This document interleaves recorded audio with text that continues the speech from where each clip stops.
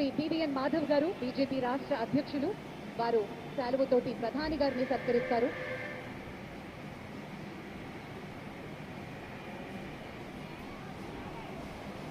సత్యకుమార్ యాదవ్ గారు కూడా స్వాగతం పలికే కార్యక్రమంలో పాల్గొంటున్నారు. అలాగే శ్రీ భూపతి రాజు గారు,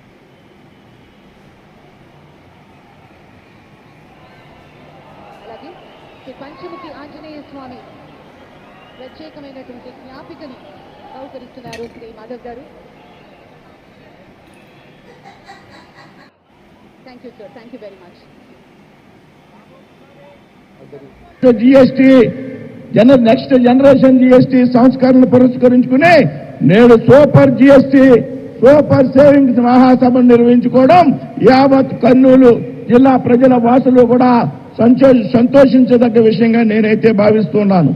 గత ఆగస్టు 15 స్వాతంత్ర దినోత్సవం నాడు గౌరవ ప్రధానమంత్రి మోడీజీ ఎర్రకోటపై చేసినటువంటి చారిత్రాత్మక ప్రసంగంలో భాగంగా దీపావళి నాటికి జీఎస్టీ సంస్కరణను తీసుకువచ్చి ప్రజలకు పెద్ద ఎత్తున జీఎస్టీ రాయితీలు కల్పిస్తాననేటువంటి విషయాన్ని హామీ ఇవ్వడం జరిగింది.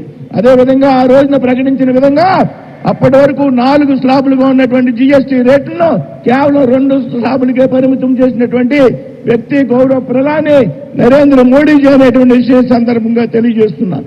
ఏదైతే కేవలం 12% 28% స్లాబులు పూర్తిగా ఎత్తివేసి కేవలం 5% 18% స్లాబులు మాత్రమే అమల్లో ఉంచినటువంటి వ్యక్తి గౌరవ ప్రధాని నరేంద్ర మోడీ.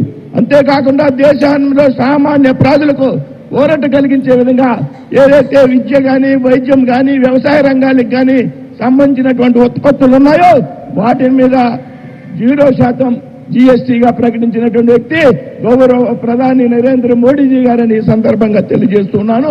అంతేకాకుండా ఈ సంస్కరణలో సెప్టెంబర్ 22 నుండి అంటే దీపావళి కంటే ముందుగా 1 నెల ముందే అమల్లోకి తెచ్చినటువంటి వ్యక్తి గౌరవ ప్రధాని నరేంద్ర మోడీజీ. మిత్రులారా, ఇదే రాయలసీమలో గత నెలలో సెప్టెంబర్ 11 నాడు సూపర్ 6 సూపర్ హిట్ మహాసభని పెద్ద ఎత్తున నిర్వహించుకోవడం జరిగింది. 2024లో రాష్ట్రంలో చంద్రబాబు గారి నాయకత్వంలో ఎన్డీఏ ప్రభుత్వం అధికారంలోకి వచ్చేటప్పటికీ ఈ రాష్ట్రం అప్పులు ఊబులో కరిగిపోయినటువంటి సంగతి మనందరికీ కూడా తెలుసు. అయినప్పటికీ రాష్ట్ర ముఖ్యమంత్రి చంద్రబాబు నాయుడు గారు ఉప ముఖ్యమంత్రి పవన్ కళ్యాణ్ గారి ఆధ్వర్యంలో ఎన్నికల్లో ప్రజల్లో ఇచ్చినటువంటి హామీలు ఏవైతున్నాయో ఏవైతే సూపర్ 6 పథకాలు ఉన్నాయో వాటినన్నింటినీ కూడా అమలు చేసేటువంటి ఘనత రాష్ట్రంలో ఉన్నటువంటి ఎన్డీఏ ప్రభుత్వం ఈ సందర్భంగా తెలియజేస్తున్నా. మిత్రులారా, ప్రధానమంత్రి మోడీజీ గత 10 నెలల కాలంలో ఆంధ్రప్రదేశ్ రాష్ట్రానికి 4 పర్యాయాలు వచ్చారనేటువంటి విషయం మనందరం కూడా గుర్తుంచుకోవాలి.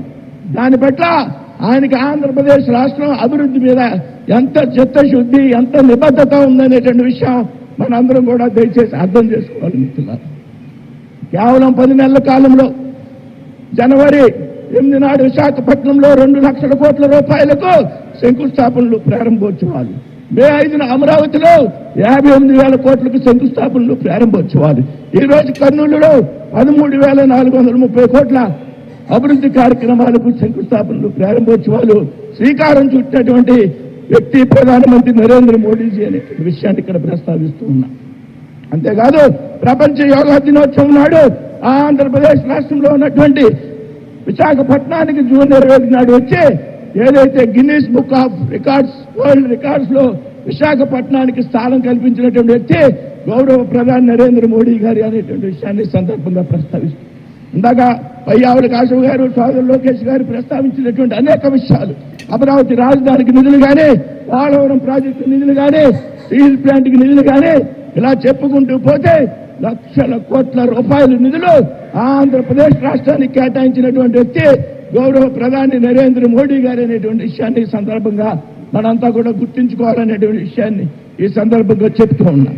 అంతేకాదు ప్రపంచంలో 11వ ఆర్థిక శక్తిగా ఉన్నటువంటి భారతదేశాన్ని ఈరోజు 4వ ఆర్థిక శక్తి దిశగా నడిపించినటువంటి వ్యక్తి గౌరవ ప్రధాని నరేంద్ర మోడీజీ అనేటువంటి విషయం గర్వంగా మనంతా కూడా చెప్పుకోవాలనుకుంటున్నారు. అంతేకాదు ఇవాళ భారతదేశం ఆర్థిక విధానంలో రక్షణ రంగంలో విదేశాంగ విధానంలో పెద్ద ఎత్తున అగ్రగామిగా నిలబడమే కాకుండా భారతదేశంలోనే కాదు ప్రపంచంలో ఉన్నటువంటి భారతీయులందరూ కూడా గర్వపడే విధంగా మీ పరిపాలనా దక్షిణకారంగా ఇవాళ జరుగుతోందనేటువంటి విషయాన్ని ఈ సందర్భంగా ప్రస్తావిస్తున్నాను. మిత్రులారా, అన్నిటికీ మించి ఆంధ్ర రాష్ట్రాన్ని సెమీ కండక్టర్ సబ్బుగా తీర్చిదిద్దేటువంటి కార్యక్రమం.